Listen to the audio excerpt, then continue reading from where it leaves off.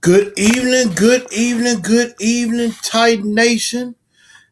This is your man Chris, aka Blue Enforcer, and welcome to Titans and Truth. We got a great and exciting show for you this evening, and I am so happy that you are with me here today as we get set to take on the Houston Texans this Sunday down in Houston at NRG Stadium.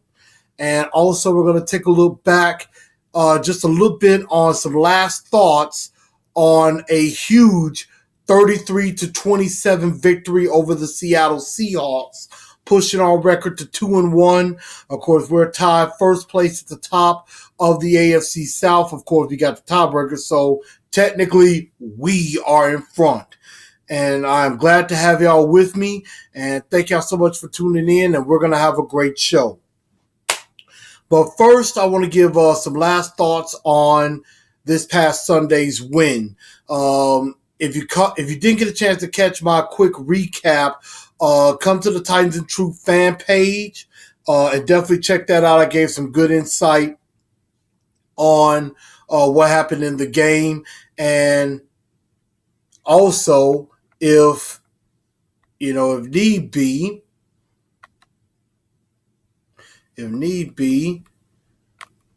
you have the highlights right here. You have the highlights right there playing back there behind you, as you can see. Now, in this game, first off, the Tennessee Titans did a lot of things well. First off, they had to be patient playing against the Seattle defense, and they were. They were definitely patient. They definitely did some things very well. And, it took a while for them to get together and really to get things going, but they found a way to do that. Part of that was, I will have to say, you had the 3 penalties on Richard Sherman on one play, and I've heard people talk about this all the time, and I'll even say it myself. I have never heard of one player getting 3 penalties on the same play, on the same person. And that's what happened with my frat brother, Richard Sherman. As y'all know, I'm a member of Phi Beta Sigma Fraternity Incorporated. So is the illustrious Richard Sherman. But Richard Sherman kind of showed his tail on Sunday. Got the 3 penalties for pass interference, holding, and got a unsportsmanlike conduct penalty. And then of course you had the helmet-to-helmet hit on Marcus going out of bounds in the middle of the second quarter. I know a lot of people were wondering, why wasn't he thrown out? And so the reason why he wasn't thrown out was because in the NFL, if you get 2 unsportsmanlike conduct penalties, you could get ejected. He had 1. The other was a personal foul, unnecessary roughness. Now, that's not the same as unsportsmanlike conduct. However, the refs, if they had deemed that a flagrant personal foul on the hit that he gave to Marcus, then yes, he could have been ejected there, but the refs decided not to do so. But despite all of that, Marcus, came through fine. He basically went up to him, gave him a little shoulder tap, saying, hey, good hit, let's keep playing. And I think that fired up the entire team to keep going. So that's when the scoring kind of started there. And I really liked how it came together. Taylor Lewan got all in Richard Sherman's face, and the other guys really stuck up for him. The whole team was sticking up for him, and that's what you're supposed to do for your quarterback. You fight for your quarterback, and that's what happened here. And of course, you'll see some highlights of Rashard Matthews' touchdown, and now the DeMarco Murray run. I think this is where we kind of broke the back of the Seattle Seahawks there. But that was a heck of a game. Terry Robisky really started to call plays pretty well. This is probably his best called game. He wasn't cute. It wasn't fancy. It was just straight up exotic smash mouth. Exactly the way we want to be. And we continue playing like this, we're going to beat a lot of football teams, ladies and gentlemen. We're going to beat a lot of teams. Also, you know, as you can see here in the second half, Russell Wilson kind of got it going. I gotta give applause to the defensive line, and getting a lot of good pressure on Russell Wilson, having to force him out and make him have to make plays when he probably wasn't comfortable. Now, even though some plays were being made by him, he had to basically do it himself, and he was very elusive as far as avoiding sacks and things like that. And I mentioned that before as being a point of victory, containing him as best as you can, because Russell Wilson is very slippery. He is very slippery. He could get himself out of a sack, and if he sees a way out, he's going to find a way out and avoid the rush as much as possible. So, definitely big ups to the defensive line. And also, they basically out-toughed the Seahawks. As you can see right there on this fourth down play, that's what I was talking about. I mean, Russell Wilson looked like he was dead to rights down, looked like he was going to get sacked. And as he's going down, as you can see right here on the replay, Morgan's got him. And he's going down, and he got rid of the football. Right when he's about to hit the ground, got rid of the football at the last possible second. But other than that, they basically out-toughed the Seahawks. They were the more physical team, and they deserved to win this game. So they definitely took that one 33-27. And, Marcus had a heck of a game. He had a heck of a game. I'll put some sound.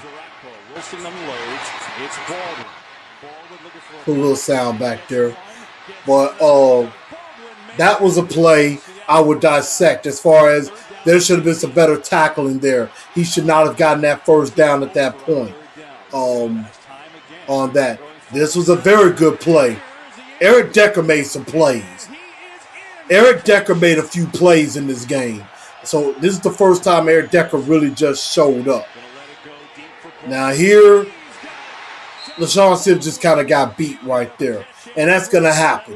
What I do like about the secondary now is that they're not giving up the big chunk plays after the catch. Like, whenever there's a catch made, somebody's right there. Now, J.R. Brown, I don't know what happened there, but he, I think he got turned around a little bit, and ProSight just ran right past him. That's going to happen to anybody. And so we just have to recover from that. But, they basically out-dueled the Seahawks. They were the more tougher, more physical team, and we deserved to win that game. So that was just basically what happened there, and I am just very, very proud of this football team. I was there in the stands in section 143. Section was getting loud, section was getting proud, and I mean, this is probably one of the best games I have ever seen inside Nissan Stadium, and I do mean ever. The only other games I would say that were memorable, the game against the Steelers, we unfortunately came up short on that cold winter night. And then the other would be the game against Jacksonville last year on Thursday Night Football. A very dominant performance. But this one definitely ranks up there as one of the best games I've ever seen at Nissan Stadium. And I was so happy to be able to be there. This is a great play here. The Rashard Matthews touchdown off of an offsides call, and I just honestly thought he was going to be caught.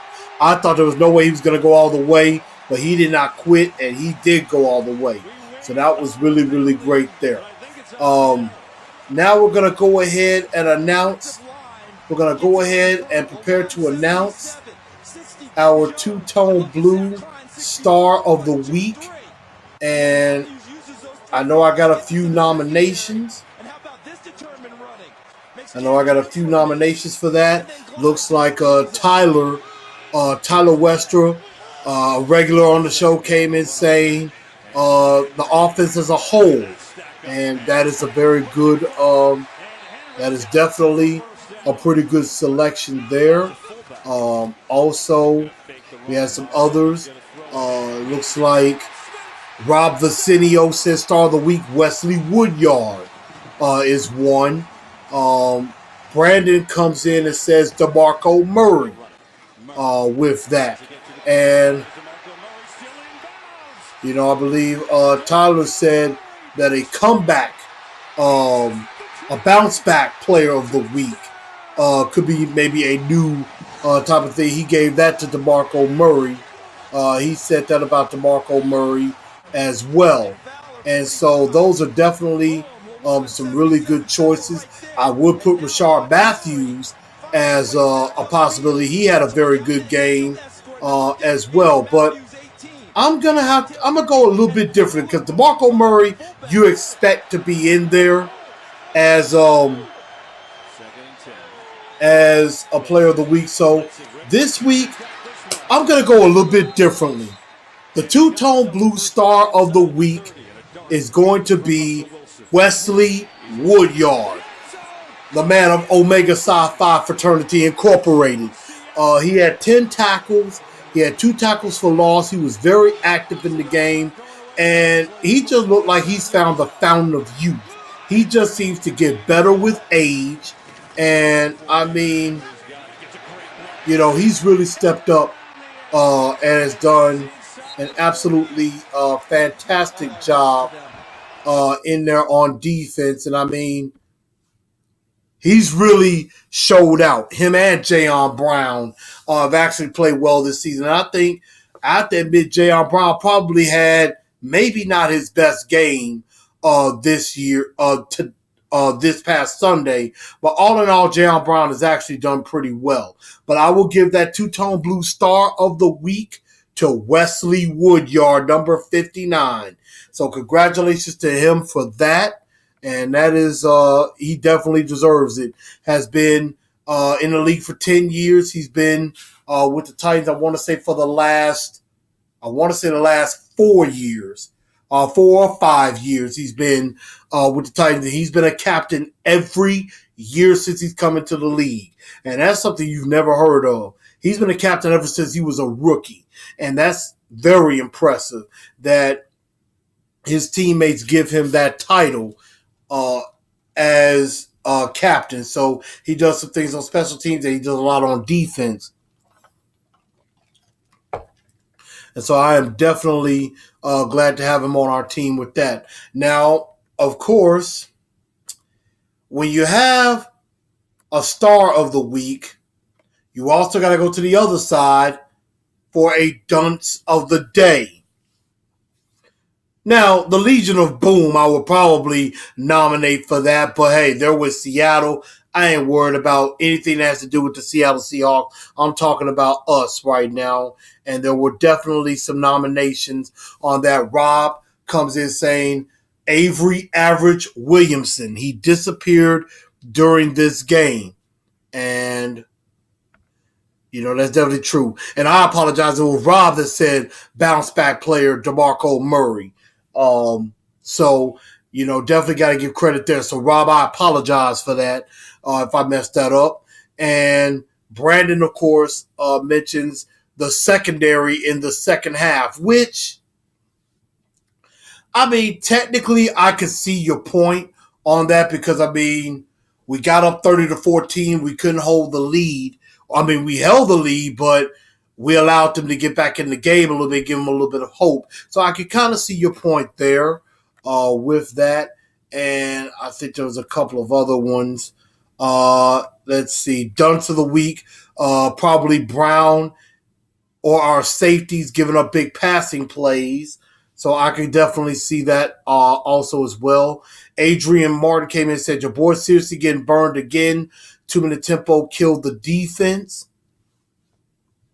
And that's, that's very true. So, I mean, I could definitely give an honorable mention.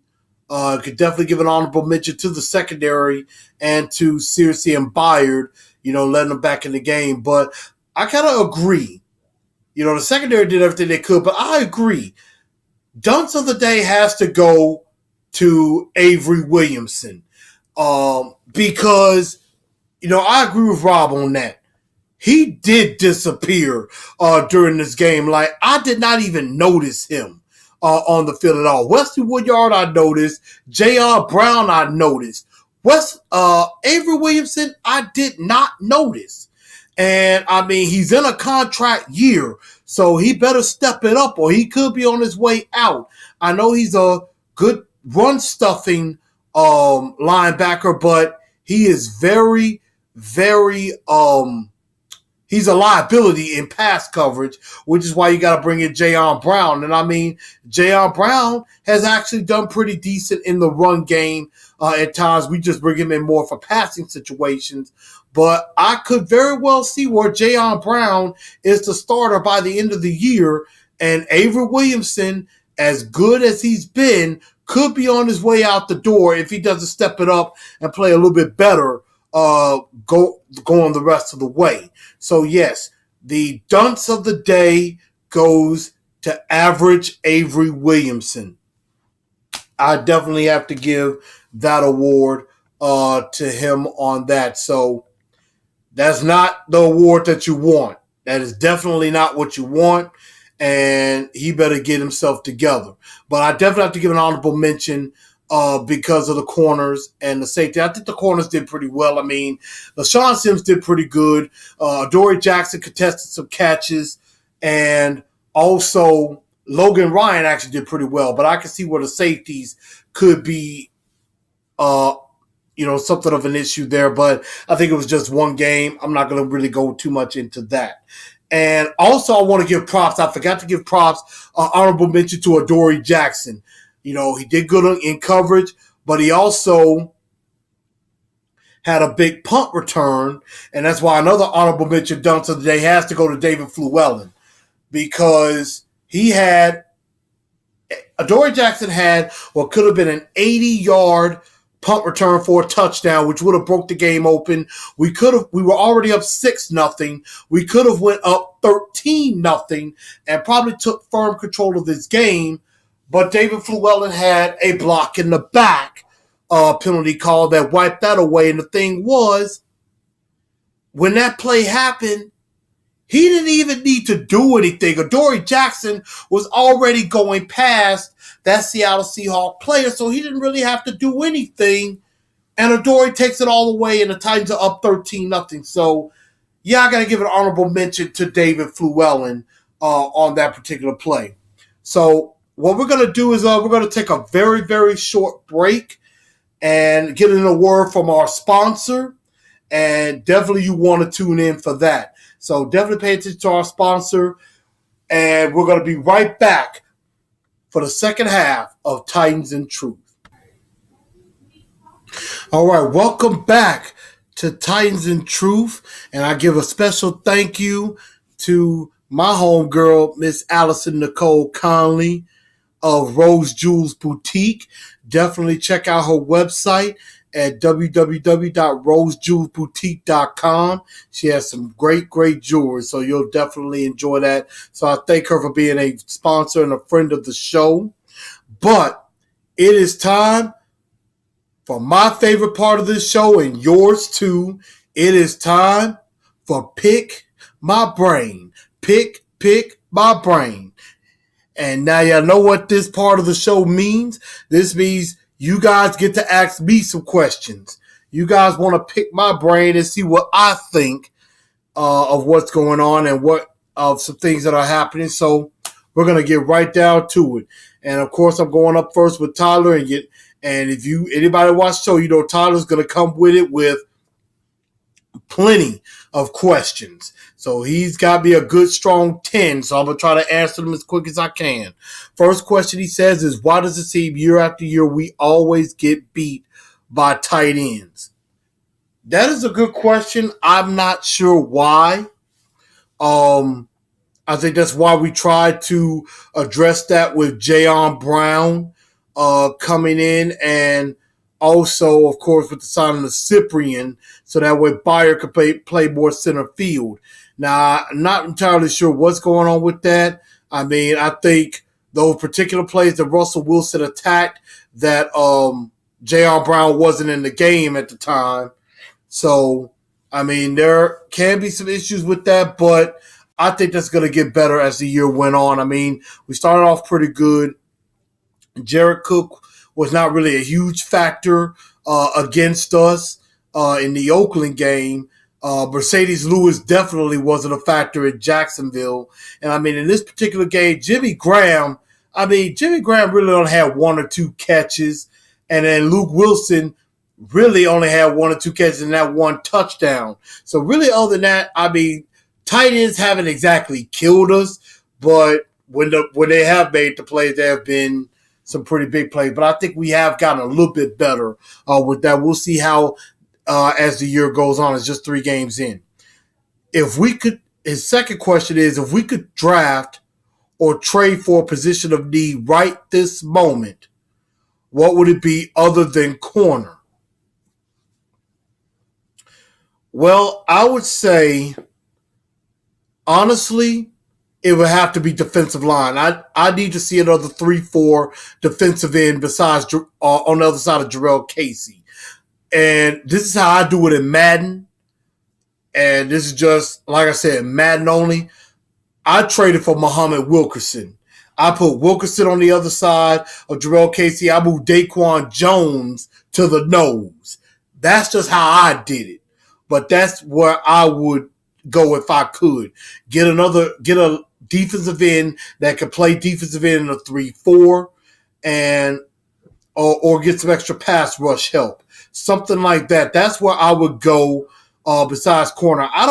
We'll see as the year goes on. I think corner is going to be okay. I don't think it's as bad of a weakness as some people are making it out to be. I think Adoree Jackson, he's going to have his struggles. He's going to have his ups and downs, but I think he's going to have more ups than downs. LaShawn Sims, I think, is getting better as well. So, I mean, they're going to be 2 solid corners on the outside. Logan Ryan, we got to see how he does as the game goes on, too. You would think he brings that championship pedigree. So I think he's going to be fine. I think in the end, the secondary is much, much better. You got to agree. They're much, much, much better than in years past. I mean, way better than Paris Cox and Jason McCourty and Antoine Flaky Blake and Michael Griffin and I can't remember any other terrible corners that we had in the past. So I'm just glad we don't have that problem. Question 3, unsung hero of the game. Well, the unsung hero of the game, probably I would have to say is Jonnu Smith. He's only got 3 catches on the year, but 2 of them are touchdowns. So, he's going to get you some points. So, I mean, I think he did pretty good. But I will also say an honorable mention, another has to be Justin Fowler, especially on the DeMarco Murray run. Justin Fowler, along with the offensive line, was majorly a part of that. Justin Fowler kicked out and blocked on a corner, and then as that corner went out of bounds, he kept running with DeMarco and blocked that same guy again or somebody else. Great team blocking there with Taywan and Rashard, and Fowler was down there as well. So I would have to say Jonnu Smith and Justin Fowler definitely are 2 unsung heroes, in my opinion. Number 4, do you feel like Robisky, the offensive coordinator, showed us some different looks from his playbook? I would say no. I think what today was, he opened it up a little bit and we showed an extension of the smash mouth. And it wasn't too cute. It wasn't too much. He wasn't trying to get too fancy. I really like the way he called this game. If he calls all the other games the way he called this one, we're going to be winning a lot of great ball games. Question number 5, thoughts on the new Titan mascot. The sword being stuck in the field is cool, but I still feel we need more traditions, like a chant or something. I agree. The new Titan mascot, I believe his name is Dion Harris, I think, on Facebook. I mean, looks the part. A lot of people in the stands were like, well, he needs to suit up and play for the Titans on the field. But I actually kind of like the addition. I mean, gives that Titan Greek warrior look, and that's something that can fire it up. But I know mainly it's for, in my own opinion, it's eye candy for the ladies, and I know a lot of women just love looking at them. But I think it's pretty cool. As far as other traditions, yes, we do need our own chant. For example, I kept hearing a few Seahawks, Seahawks. I'm sick of that. We need to drown that out. My homegirl and one of the day ones of Titans and Truth, Miss Loretta Turnley, has, she came up with one saying, hey, we got to tighten up and we don't lighten up. I think that would be kind of good. Or we do something like a tighten up, tighten up, tighten up. I mean, even in Jacksonville, it was like, let's go Titans as the game went on. So, I mean, we do need to come up with our own chant. And you know what? That might be something that I put out there for next week's show. An idea for some chants. And let's make it happen. Let's move on this. Okay? And I'm definitely serious about that. I'm really serious about that. Question 6, the safeties thoughts. Is that a must fix for next year, or would you say corner? Well, actually, I would say safety could be a need, especially strong safety. I like Byard at free safety. I like Searcy. Could play either position. Cyprian, I know we only have the Raider game to go on, but in that Raider game, he was just so terrible in that game. I mean, he missed tackles all over the field and just looked lost. So I honestly believe safety could definitely become a need by the end of the year, especially strong safety. So that's not too far-fetched to say. Number 7, should Richard Sherman been ejected? Now, again, I mentioned this earlier. In a way, I thought he should have been ejected because he kept jawing with the refs, number 1. But that was an unsportsmanlike conduct. The other penalty for the helmet-to-helmet, they call that just a personal foul, unnecessary roughness. But if they had called it flagrant, they could have thrown him out. I thought he probably should have been ejected, but those refs, and I forgot to give them a Dunce of the Day nomination too, because the refs were just slow. Is it like every time there was a call, they had to have a conference and trying to see, what is the call? Who is it on? And stuff like that. If you're throwing a flag, you should know who the call is on or what the call is. There shouldn't be no conference taking forever. And you can't have players of a certain team in there with you trying to find out what the call is. So I'm like, come on, refs, get it together. And then also he said, do you think if it was tomorrow, Brady or Rodgers taking that hit, would it have changed the call? I agree with that.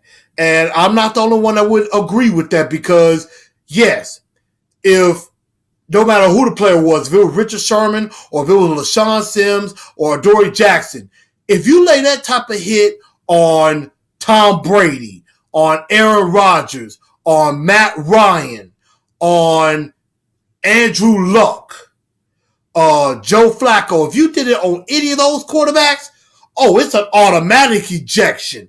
There will be no questions asked. But I guess because Marcus Mariota doesn't have enough skins on the wall, they won't do that for him. I mean, you're supposed to protect the quarterback. But I agree. If it was Aaron Rodgers or Tom Brady or Drew Brees, without question, he would have gotten thrown out.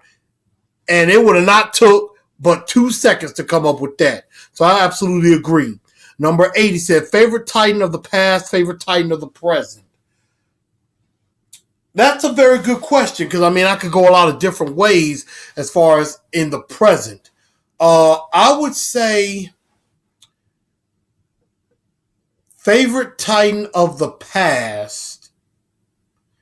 This is a tough one.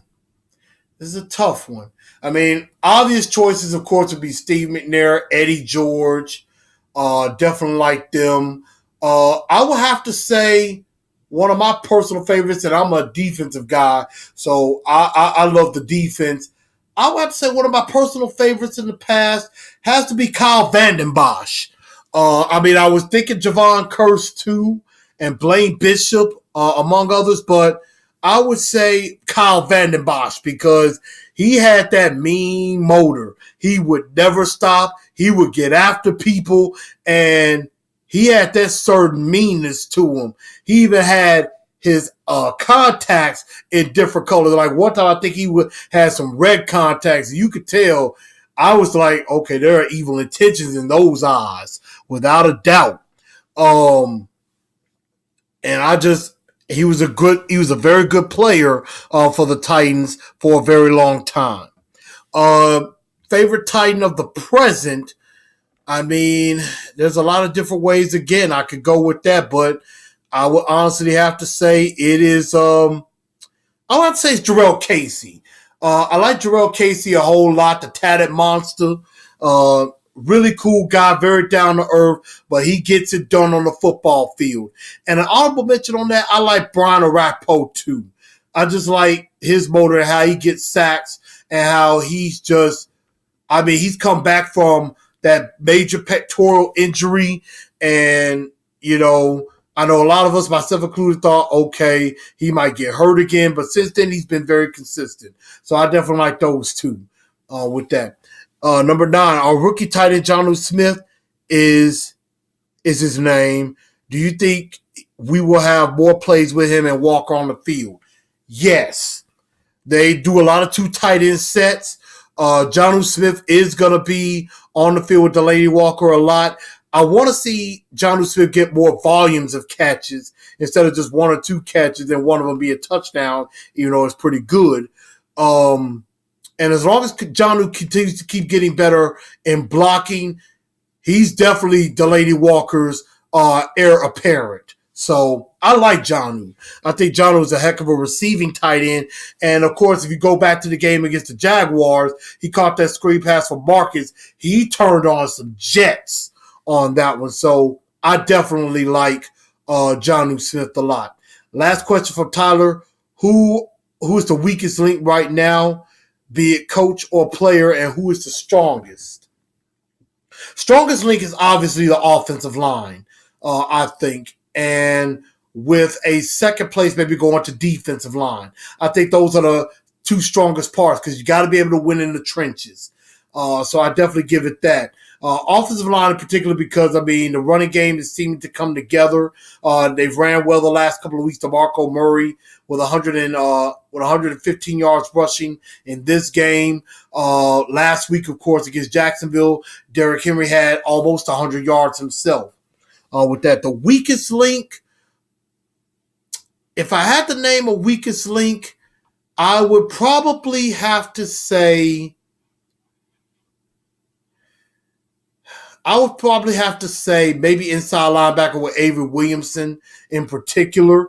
But a lot of people would have said secondary, but I think secondary is getting better as time goes on. So I would have to venture to say maybe the inside linebacker, and also just a defensive end opposite Jarrell Casey or the nose, because Sylvester Williams just has not shown me much, honestly. And Daquan Jones, if you've heard me on this show, I've had my doubts about him as well. So I would say the opposite side of the defensive line, opposite Jarrell Casey, and one inside linebacker position being Avery Williamson is the weakest part.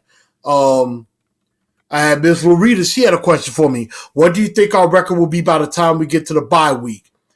In my prediction, I have 5-2, and I think I'm going to stick with that because that record I think is is a pretty reasonable record. I mean, now it all depends on what happens this week. If we beat Houston this week, I'm not gonna lie. I've heard a lot of people say, "Could we get to 6-1?" I believe even my guy Egan O'Mahony was asking about that. Our chance of going to the bye week at 6-1. I think it depends on this game against Houston, and also if Andrew Luck comes back against us on that Monday night game with the Indianapolis Colts. But I do truly believe if we win this game against Houston, 6-1 is not too far fetched to look at. Because I do believe we have Miami coming up. I think we're better than them. The Monday night game against the Colts. If Andrew Luck doesn't play, I think we're definitely going to win that one. And then we go on the road to Cleveland on that. So I think 6-1 is definitely possible if we win this game against Houston. If not, 5-2 is definitely the most likely, which is not a bad thing either. And some other questions besides that. Like I said, Egan, I answered that question with that. I mean, chances are good to go 6-1, but I think 5-2 is more reasonable. Let's see. Also, Brandon had a question for me. He said, what can our secondary do to contain Hopkins and Watson to make them one-dimensional and have to run more so they could get stuffed by our front seven? Now, that's something I'm going to get to in my preview of the Texans in just a moment. And we're actually going to go into that talking about the Houston Texans. And that is going to be a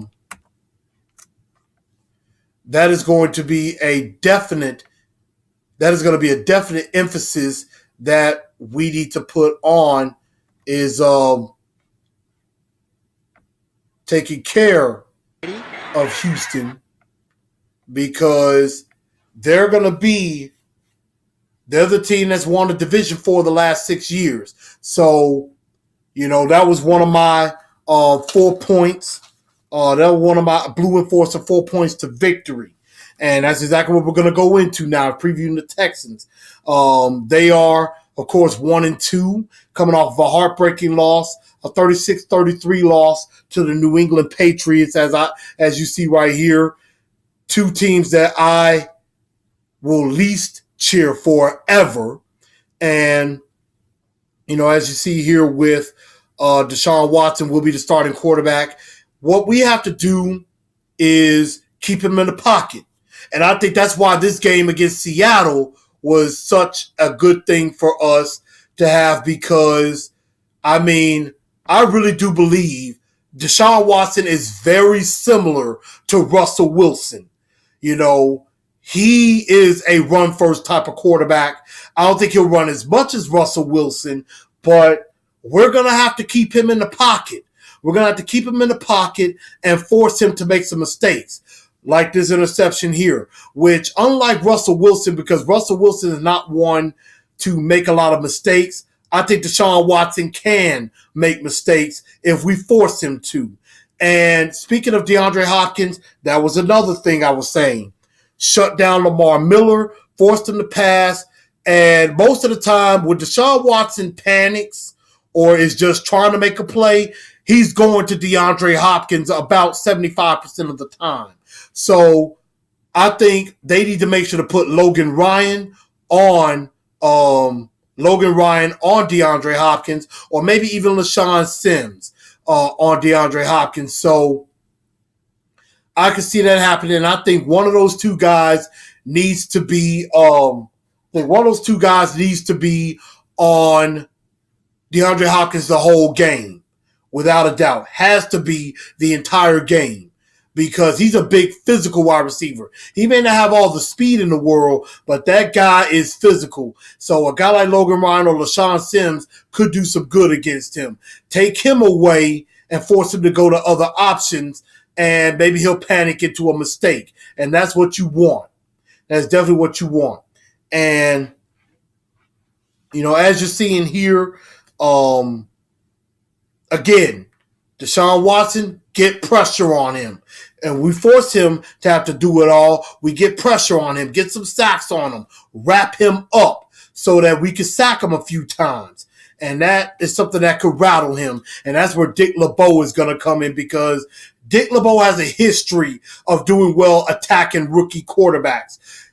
Dick LeBeau is going to put some things in there that Deshaun Watson has never seen before, and he's going to make Deshaun Watson work for everything he has to have. And, I think he could confuse him a bit. There are going to be some reads that Deshaun Watson might not be able to make. So that's going to be very important. Again, take away DeAndre Hopkins' his main option, stop Lamar Miller, force it where Deshaun Watson has to throw it like 40 times in the game. We do that, we're going to have an advantage. And my next point, my third point, is the Titan offensive line. The Titan offensive line is going to have a test on them. This is going to be their third straight week facing an elite level defense. Jacksonville at one point was number one. Seattle, just like Jacksonville, a top 6 defense from a year ago. And now Houston, who finished number one in the league. Number one in the league. And see, this is why Deshaun Watson's so dangerous. You can't let him escape because he can make plays like that. The one thing that makes Houston's defense so dangerous, this team was the number one defense in the league without J.J. Watt. Let me say that again. The Houston Texans finished the number one defense in the NFL last year without J.J. Watt. J.J. Watt only played in 3 games last year, and they still finished number one. That is going to be a focus of emphasis because this time you're going to have to face off with Jadeveon Clowney and J.J. Watt and Whitney Merciless at the same time. And this is the first time Marcus is going to look on the other side of the field and number 99 for Houston is going to be in position and want to come after him. And also, not to mention, J.J. Watt doesn't have a sack yet.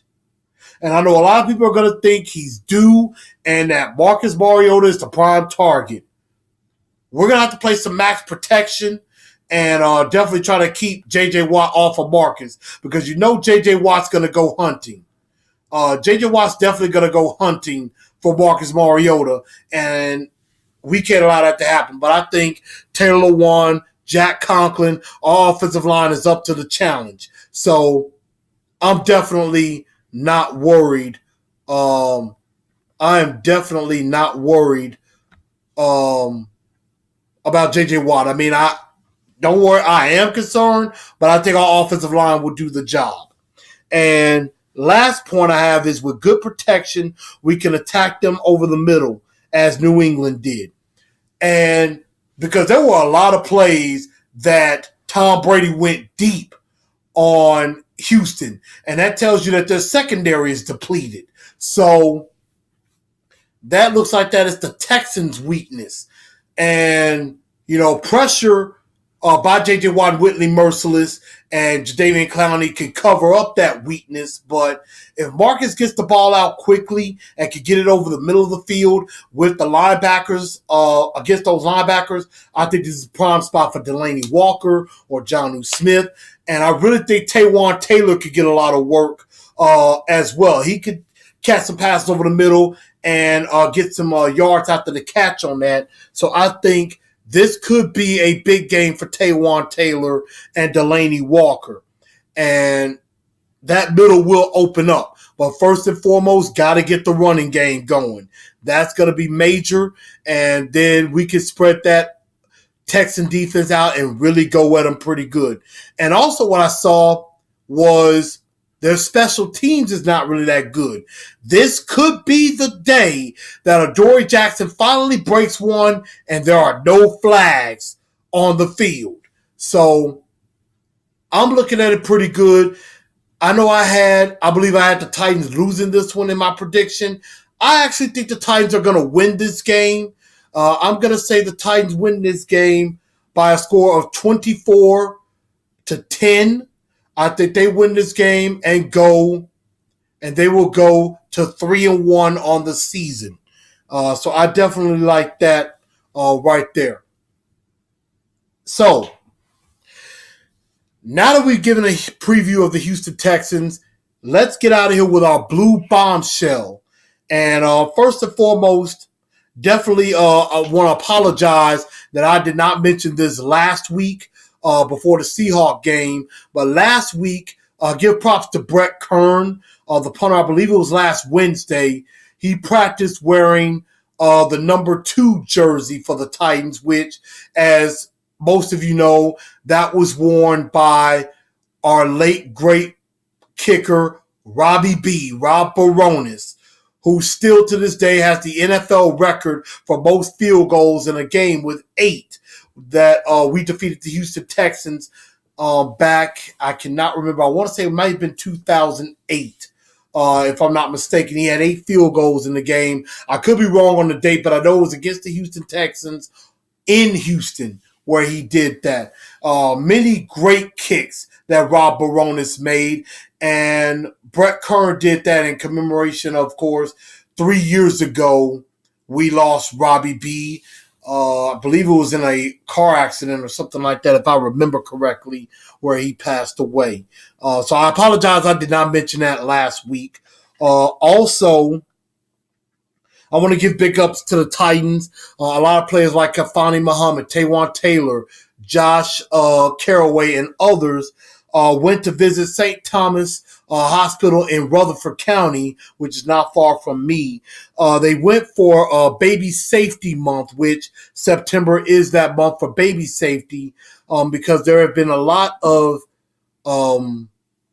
deaths of young infants due to them not sleeping correctly. So, that is a great thing that they're doing as far as giving safety for the babies, because, I mean, the children are our future, and we got to raise them right. We got to make sure that they're safe in all facets from the day they are born, because those are our little future Titan fans or future Titan football players or cheerleaders. Or anything like that, or future doctors, lawyers. Maybe there's, you got a future president there. So we have to take priority number 1 with the safety of our children. That is so important with that, because right now is a hard time to be a child in this day and age. So I really applaud the Titans for taking time out to do that and really show that they care in the community. I know a lot of people think they don't do enough, but this is just one of the things that they do, and it is a very good thing. So I give very much props to them right there. But I want to thank everybody for tuning in this evening and listening to Titans in Truth. And remember, share this show. Share this show. It's on YouTube. You got ways to contact me. Of course, on the Facebook fan page, Instagram, Twitter, also the website, www.titansandtruth.wixsite.com/titansandtruth. You can go to the website. This episode is going to be on there. The blogs are going to be on there. Past episodes, if you need to catch up, contact me on the website with comments. Let me know what you think. I want to make this better for you. And, this is a passion. I love this team. And I know a lot of you love them too. And I want y'all to let me know what I can do to be better, if anything. If you don't like it, how can I improve? Help me help you. So that's what I really want. I appreciate the interaction from everybody. But I'm going to get ready to call it a night. Thank y'all for tuning in. Holler at y'all next week. Get ready for us to take them Texans down. Thank you for watching Titans in Truth. Good night, y'all.